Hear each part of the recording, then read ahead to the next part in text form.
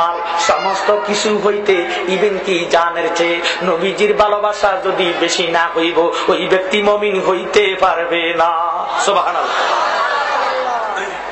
আমার ভাইরা বাবারা, আমরা তো মনে করি, আমরা কথায় কথায় বলি ফিরসিনে না গায়, ফিরসিনে না মায়, ফিরসিনে না ঘরের জননায়, এই তিনটা কথা আমরা বলে থাকি। কিন্তু আল্লাহ হাবিবকে কেমন মায়া করলেন, কেমন মোহাব্বত করলেন।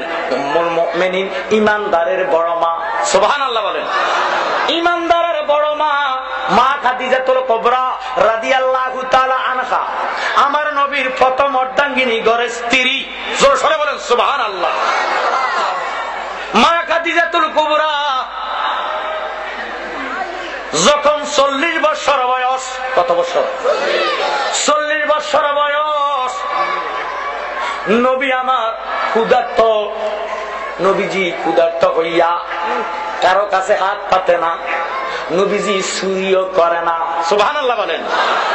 নবীজি কারো কাছে হাওলাত বরাত করে না, সুদও টাকা লয় না। নাউজুবিল্লাহ কোন। আমার নবীজি চাকরির সন্ধান করে। মা খাদিজাতুল কুবরা মক্কার মধ্যে বেশি বেশি ধনী ছিল। হেবিডির মতন ধনী এই জগতে কেহ নাই। এবিডির অসংখ্য ধন জন মন মান আমার আল্লাহ এবিডিরে দিছি। এই জন্য দয়াল নবীজি চাকরির সন্ধানে গেলেন মা খাদিজার কাছে। জোরে সরে বলেন সুবহানাল্লাহ। নবীজির 25 বছর বয়স। মা খাদিজা নবীজির চেহারার দিকে নজর করিয়া, বাবারে চাকরি দিব কি, আমার নবীর জন্য পাগল হইয়া গেছে। সুবহানাল্লাহ। আল্লাহ নবীজিরে এমন মায়া চেহারা, নুরানি চেহারা, কি চেহারা? নুরানি চেহারা, এমন সুন্দর নবীজিরে বানাইছে। আল্লাহ নবী ডাক দিয়া কয়, উম্মত রে,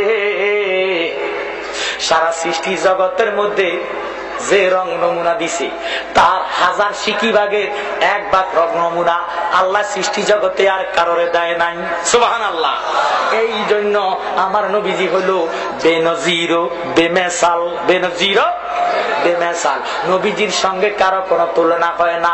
ডাক দিয়ে বলে, উম্মত, ওই আমার উম্মত রে, যদি তুমি আমি নবীর সঙ্গে প্রেমের ডুরি লাগাইতে পারো, আমাকে মায়া করতে পারো, মোহাব্বত করতে পারো, তুমি যদি মৃত্যুর সিরানায় পড়িয়া যাইবা, যখন মৃত্যুর বিছানার মধ্যে পড়িয়া যাইবা, মালেকাল মউত আজরাইল, এত বড় ভয়ঙ্কর চেহারা আল্লাহ আজরাইলের দিছে। আজরাইলের চেহারার দিকে উম্মতে যখন নজর করে 360টা রক ঠাস ঠাস করিয়া সিরিয়া যায়। ওই উম্মত, তুমি যদি আমি নবীরে মায়া করো, ভালোবাসো, ছেলে মেয়ে, জায়গা সম্পত্তি, বাড়িঘর দরজা, ইভেন কি জানের চেয়ে আমি নবীকে যদি বেশি ভালোবাসো রে, আমি নবী যখন তোমার মৃত্যু সিরানায় পড়িয়া যাইবা, আজরাইল মালেকাল মউত রূহ নেওয়ার জন্য যখন হাতটা বাড়াইব, তার আগে আমি নবী তোমার সামনে হাজির হইয়া যাইব। আমার ভাইরা, নবীজি ফরমান, হে আমার উম্মতেরা, আজরাইলের চেহারা দেখলে শরীরের 360টা রোগ ঠাস ঠাস করে সিরিয়া যাইব, শরীরের জোড়াগুলা খুলিয়া যাইব। তুমি চিন্তা করো না, হয়রান হইও না, পেরেশান হইও না। আমি নবীজি ওই টাইমে আমার নুরানি চেহারাটা তোমার সামনে যখন ধরবো, তখন তুমি আমার চেহারা মোবারকের দিকে নজর করে থাকবা, মৌতের যাতনা তোমার খবর থাকবে না। সুবহানাল্লাহ।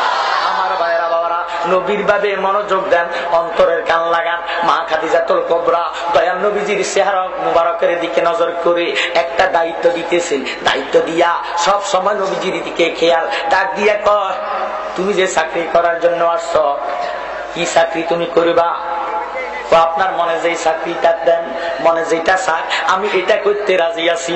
সুবহানাল্লাহ বলেন। মা খাদিজা বর্মন, বকরি দুম্বা সরাইতে পারবানি, পাহাড়ে যাইয়া বকরি দুম্বা গুলা নিয়ে নিতে পারবানি? দয়াল নবী ফরমান, কাবিল তু, আলহামদুলিল্লাহ, আমি কবুল করলাম, মঞ্জুর করলাম। মা খাদিজাতুল কুবরা এই ডিউটি, এই কাজটা আমার নবীজিরে দিলেন। দিয়া মাত্র মা খাদিজা দোতলার উপরে উঠিয়া আমার নবীজির দিকে ছায়া রইছে, নজর করে রইলেন কিভাবে দয়াল নবীজি বকরি লইয়া দুম্বা লইয়া পাহাড়ের দিকে যায়। আমার নবী যেই দিকে যায় মেঘের আবে নবীজির মাথায় ছায়া দিয়া দেয়। সুবহানাল্লাহ। মা খাদিজা আশ্চর্য, ও মাবুদ, একই কাণ্ড, একই কর্ম, একই আলামত, ব্যাপারটা কি?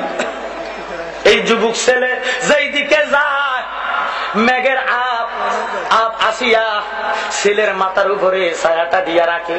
আর একটু নজর করে দেখতেছি, এমন টাইমে নবীজি বকরি লইয়া পাহাড়ের উপরে আছে। আমার বাবারা, মা খাদিজাতুল কুবরা দেখতেছেন একদিকের থেকে একটা হরিণের বাচ্চা আসিয়া আমার নবীর দিকে নজর কইরা রইছে। সুবহানাল্লাহ। বাবারে, মা খাদিজা আশ্চর্য, আল্লাহ, যে হরিণ শিকার করা কঠিন অবস্থা, এই বন জঙ্গলের ভিতরে হরিণ আসলো কোত্থেকে? আবার মা খাদিজা দেখতেছে একটা বাঘ আসিয়া আমার নবীজির কদম মোবারকের মধ্যে সুমা খাইতেছে।